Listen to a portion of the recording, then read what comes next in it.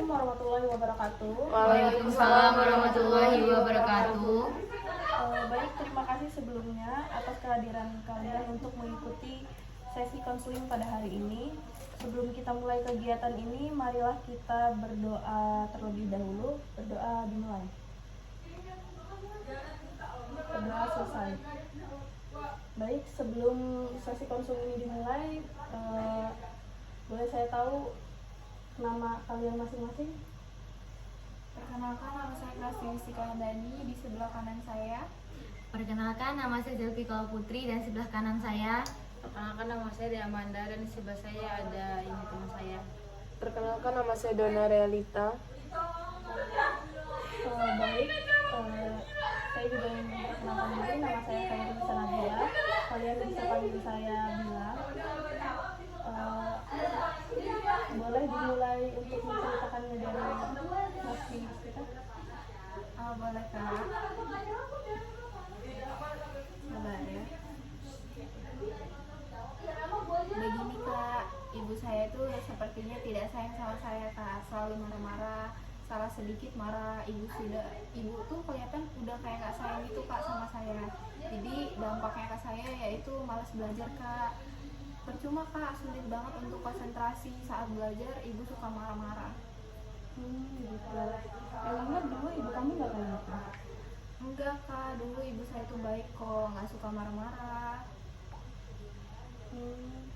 Mungkin ibumu lagi ada masalah. Kamu pernah nggak nanya ke ibu kamu, ibu lagi ada masalah apa gitu? Di rumah tuh jarang sih Kak untuk komunikasi. Dia yang kalau lagi di rumah dia suka kesalahan gitu Kak. Jadi dimulai dari Kak Prastini aja, boleh diceritakan apa masalahnya? Begini Kak, ibu saya tuh saat-saat ini ya sering marah-marah sama saya. Kelihatannya itu kayak udah nggak sayang gitu Kak sama saya. Selalu marah-marah, sedikit-dikit marah. Ibu tuh udah kelihatan kayak nggak sayang banget. Jadi dampaknya itu saya malah jadi malas belajar. Cuma gitu Kak, mau belajar baru konsentrasi dikit udah dimarah-marah, jadi kerasa nggak enak banget. Oh gitu ya. Emangnya dulu ibu kamu nggak gitu ya? Enggak sih Kak, ibu dulu nggak kayak gitu. Ibu orangnya baik, terkenal baik juga bagi lingkungan. Mungkin ibumu sedang ada masalah makanya dia kayak gitu. Bisa dibilang iya sih Kak. Akhir-akhir ini ibu selalu ada cekcok sama ayah. Tapi masalahnya itu bukan dari mereka berdua, tapi dari saudaranya si ayah. Oh gitu. Jadi kamu ikut ke bawah-bawah gitulah ya? Iya, itu tuh mereka tuh menyampaikan emosinya itu, terutama ibu ya, marahnya ke saya bukan ke ayah, balik gitu marahnya. Kalau sikap ayah kamu gimana? Kalau ada masalah ini? Ayah sebenarnya orang baik, tapi jarang komunikasi sih Kak akhir-akhir ini, karena dia sekarang lebih banyak di luar rumah dibanding di rumah. Oh gitu. Jadi kamu ini ngerasa ibu marah-marah sama kamu ini ngerasa nggak disayang lah ya? Iya gitu Kak, dampaknya jadi saya tuh malas belajar. Setiap mau belajar tuh kayak bentar ibu marah, jadi kayak ya udahlah, biar aja nilainya kecil sekalian gitu Kak. Iya, nggak boleh gitu dong. Sebenarnya ibu tuh sayang sama kamu, namanya juga orang tua, nggak ada yang nggak sayang sama anaknya ya. Mungkin ini tuh pengaruh dari masalah keluarga ayah itu. Bisa dibilang iya sih Kak, seperti itu. Maksudnya kalau emang lagi ada problem sama keluarga ayah, jangan anaknya juga Kak yang kena. Kan jadi nggak enak banget rasanya kalau apa-apa dimarahin.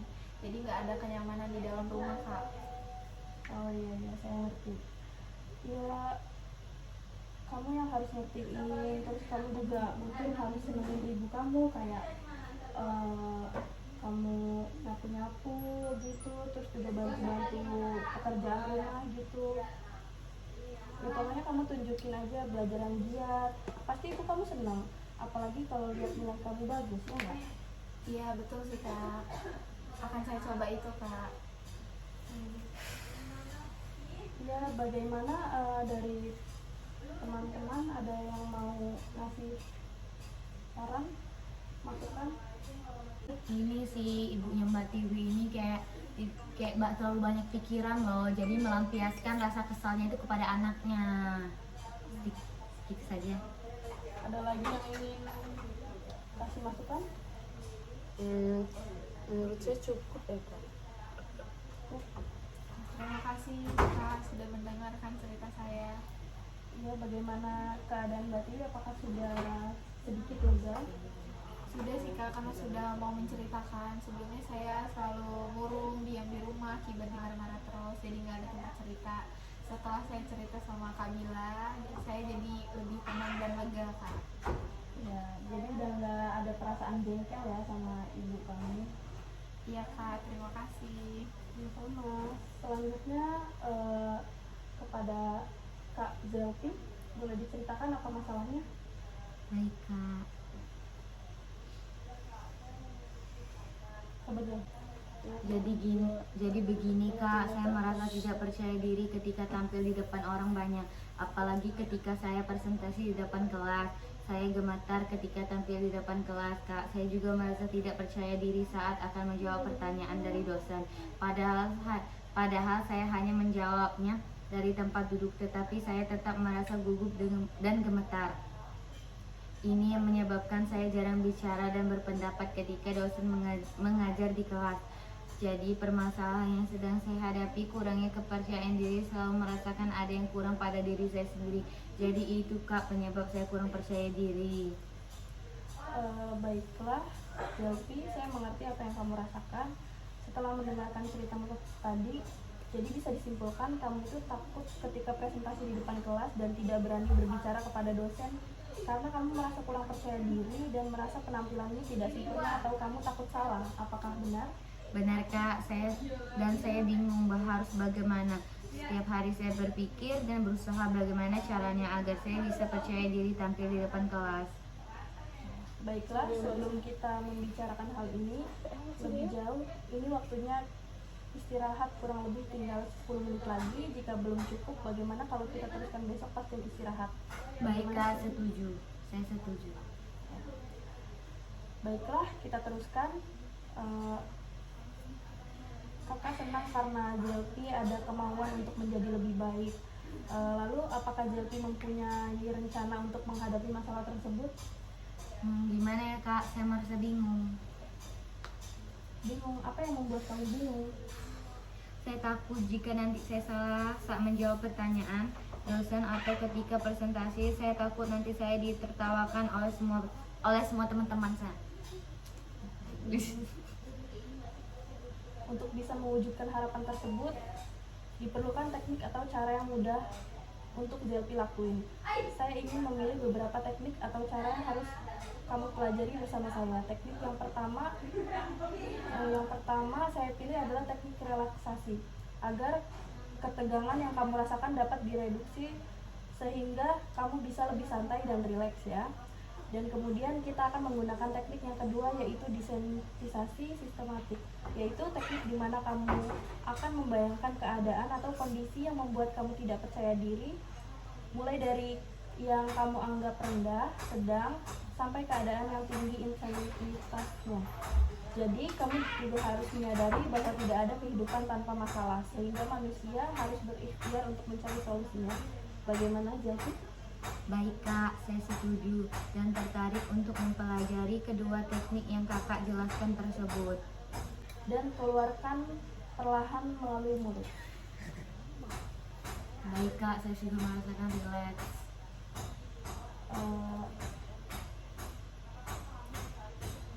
Baik, sekarang mari kita lakukan teknik yang kedua, yaitu pejamkan mata kamu dan tetap melakukan relaksasi. Sekarang saya akan menyebutkan keadaan atau situasi yang ringan, sedang hingga yang terberat. Jika Anda membayangkan dan Anda merasa tidak sanggup, angkat tangan Anda. Mengerti? Iya Kak, saya mengerti. Oke, bagus. Mari kita mulai. Tetap rileks. Bayangkan Anda sedang presentasi di depan teman-teman Anda. Baik Kak.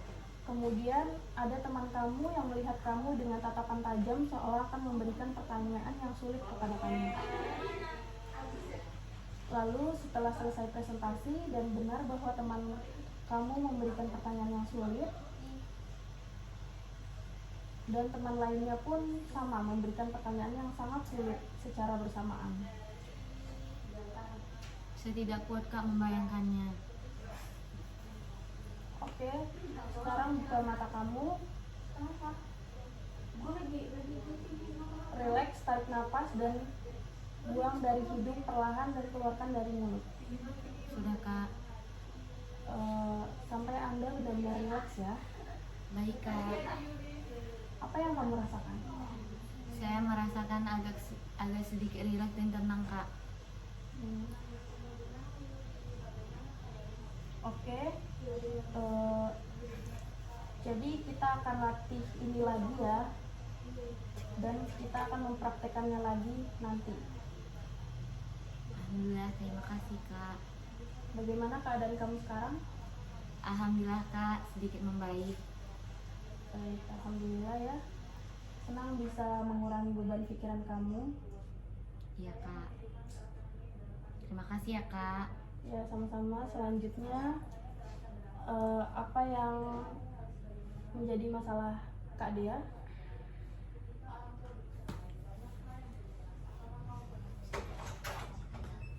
Sabar.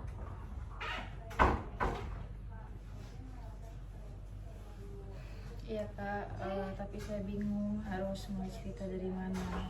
Kira-kira ini waktunya berapa ya Kak? Kita bisa ketemuan hari kan? Bentar. Yang mana, Bro? Ini deh. Ah, Yang kotak-kotak punya. Nanti pelan-pelan aja ya. Kalau lagi deh dari ini. Jadi Kak Dea ada yang apa yang mau diceritakan?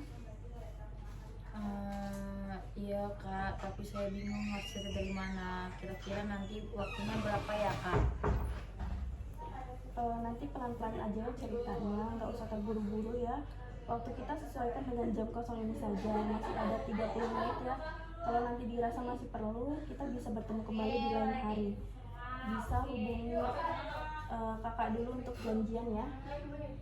Baik Kak, nah kalau gitu, kalau sudah selesai diakhiri aja ya Kak pertemuan ini. Kakak gak akan cerita ke siapa-siapa kan Kak. Saya takut nanti kejadian yang saya alami ini diketahui teman-teman dan guru, nanti saya malu Kak. Tenang aja. Kakak nggak akan menceritakan masalah ini kepada siapa-siapa karena ada kode etik yang mengikat. Silakan cerita aja dengan terbuka, santai dan percaya kepada kakak. Dengan begitu kita sama-sama bisa menyelesaikan masalah yang terjadi. Baik Kak, dengan begini saya jadi tenang udah cerita sama kakak.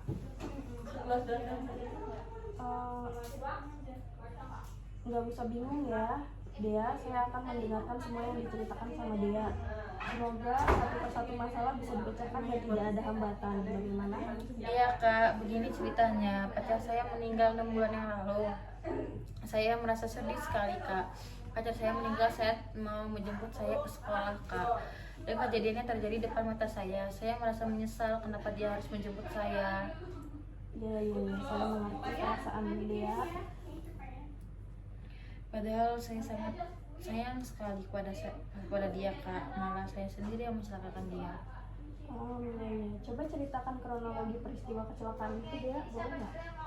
Saat itu paginya saya pengen banget dijemput sama pacar saya. Akhirnya saya SMS pacar saya yang sudah kuliah untuk menjemput saya di sekolah. Kebetulan dia sedang tidak ada jadwal kuliah. Dia pun mau Kak. Pas bel pulang sekolah, saya langsung keluar dan menunggu di dekat pagar sekolah. Baru 5 menit. Suaranya Dulu sih. Dia datang. kecilin suaranya.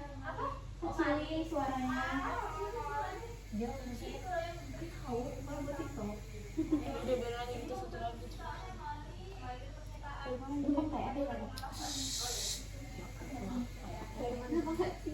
Yang lagi lah. Coba bisa diceritakan nggak kronologi peristiwa kecelakaan tersebut? Saat itu paginya saya pengen banget dijemput sama pacar saya. Akhirnya saya SMS pacar saya yang sudah kuliah untuk menjemput sekolah. sedang tidak ada jadwal kuliah. Dia pun mau kak. Pas bel pulang sekolah, saya langsung keluar dan menunggu di dekat gapura sekolah. Baru 5 menit di situ, terdengar suara keras banget motor yang nabrak. Saya lihat ada motor Ninja merah sudah terguling dan ada bis. Langsung saya menangis histeris dan pingsan. Tidak percaya ini cepat sekali terjadi. Kenapa saya minta dijemput saat itu? Miris sekali ya kejadiannya. Saya bisa merasakan apa yang dia rasakan saat itu. Berarti dengan kata lain, dia ini merasa semua adalah kesalahan dia ya? Iya kak, saya merasa ini semua adalah kesalahan saya. Saya berpikir juga harus mati untuk menebus kesalahan ini kak. Coba dipikir-pikir dulu, apakah berpikir seperti itu menyelesaikan semua masalah kamu? Iya kak, saya merasa ini semua adalah kesalahan saya. Saya berpikir juga harus mati untuk menebus kesalahan ini kak. Coba dipikir dulu 2 atau 3 kali lagi, apakah berpikir seperti itu bisa membuat masalah kamu selesai? Entahlah kak. Bagaimana dengan orang tua dia dan orang tua pacar dia? Ibu bapak saya selalu menguatkan saya kak, walaupun sampai sekarang saya pun belum bisa memaafkan diri saya sendiri. Kalau bapak ibu pacar, mereka berusaha tegar dan menerima hal ini sebagai ujian. Mereka tidak membenci saya kak, saya bersyukur. Bahkan mereka seperti menganggap saya anak sendiri. Sehingga kalau pulang sekolah, kadang saya mampir ke sana dan berdoa bersama mendoakan almarhum. Ibu bapak selalu menguatkan dia ya, dan orang tua pacar nggak membenci dia lah ya. Nah, mari kita pikirkan bersama-sama dia. Keluarga selalu menguatin dia, tapi kenapa dia ingin menebus kesalahan dengan ikut mati? Menurut dia itu cara yang paling tepat. Gimana ya kak, saya sudah selalu dikejar-kejar perasaan bersalah. Betapa saya jahat kepada pacar saya ini. Terkadang memang terlintas pikiran seperti itu. Jadi menurut dia, karena kematian pacar dia selalu merasa bersalah dan berpikir ingin ikut mati saja tanpa menghiraukan keluarga dan keluarga pacar dia yang menyayangi dia ya. Hal itu merupakan keputusan yang tepat begitu. Iya kak, saya rasa itu cara terbaik dalam menyelesaikan masalah ini. Untuk apa saya hidup kalau pacar saya tidak ada? Hidup terasa hampa kak. Baik, dia coba tenangkan pikiran dia terlebih dahulu dengan ikut mati. Apakah masalah itu dirasa sudah selesai?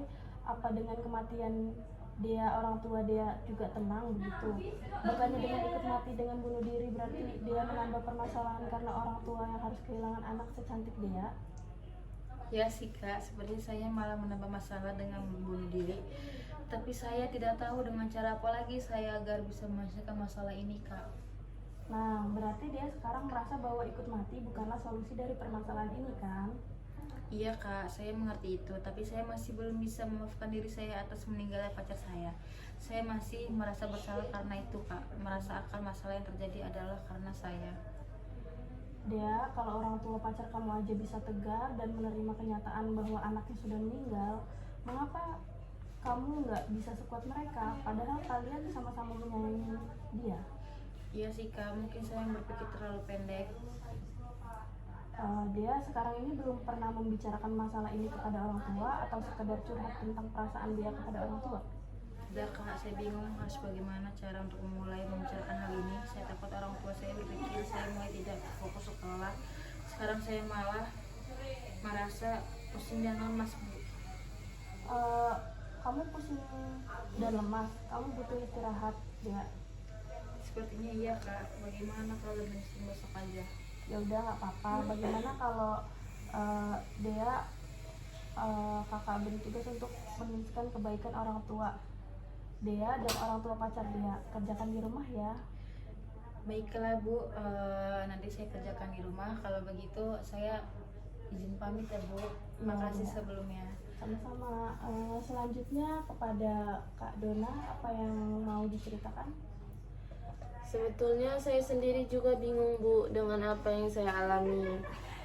Saya merasa diri saya sangat malu dengan teman-teman saya. Sebetulnya saya sendiri juga bingung Bu dengan apa yang saya alami.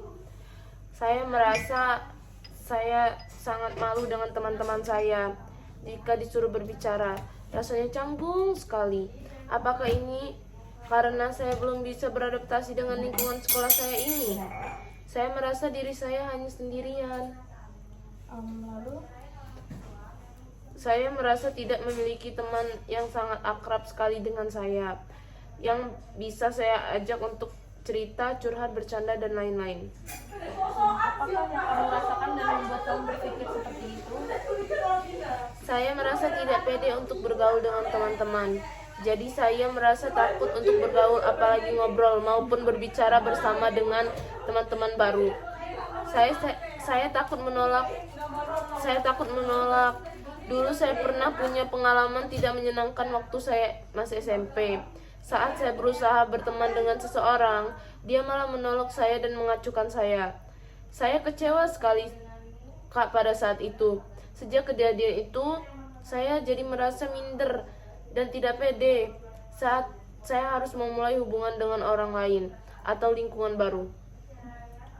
Ibu mengerti apa yang kamu rasakan. Yang kamu butuhkan dan inginkan adalah ingin merasa nyaman dan pede dalam bergaul. Iya Bu, saya sedih.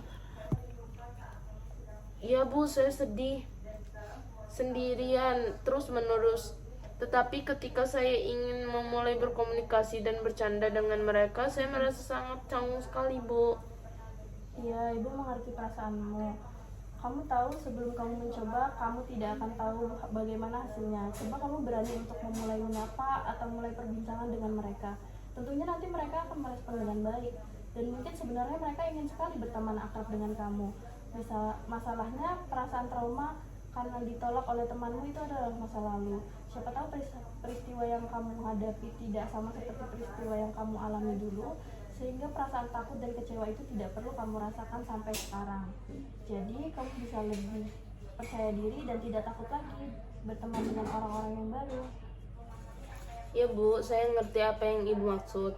Tapi saya masih sangat sulit mengubah perasaan saya. Saya sulit memulai pembicaraan dengan teman atau merespon ajakan mereka. Saya bingung harus memulai sikap bagaimana, dimulai dari mana, dan dimulai dari perkataan apa. Baiklah, karena kamu merasa kesulitan dengan hanya memikirkan atau membayangkan solusi permasalahanmu, kita akan memainkan permainan peran. Teknik ini dapat membantu kamu untuk memahami dan lebih mudah bagaimana untuk mendapat perilaku baik dengan tepat dalam bergaul dengan teman-teman kamu.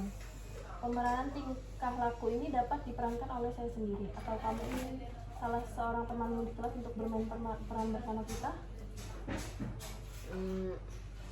Baik Bu, tapi saya masih nervous. Baiklah, kalau kamu ingin bantuan seorang teman untuk bermain peran bersama kita, tidak apa-apa. Saya tekankan di sini adalah bagaimana kamu dapat memahami dan mengambil pelajaran untuk mencontoh setiap perilaku positif yang akan ditunjukkan oleh teman kita nanti. Iya Bu, saya rasa saya sudah tahu siapa yang akan membantu saya. Meta saja Bu, dia anaknya pendiam, juga jarang berbaur dengan teman-teman, sama seperti saya.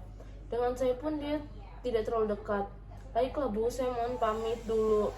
Besok saya akan menemui Ibu bersama Meta. Terima kasih ya Bu. Sama-sama, Ibu menunggu kedatanganmu bersama Meta. Ya Bu, baiklah Bu, saya pamit. Assalamualaikum. Waalaikumsalam. Baik, terima kasih telah hadir pada sesi konseling kali ini. Mohon maaf juga apabila ada kesalahan. Saya akhiri. Wassalamualaikum warahmatullahi wabarakatuh. Waalaikumsalam warahmatullahi wabarakatuh.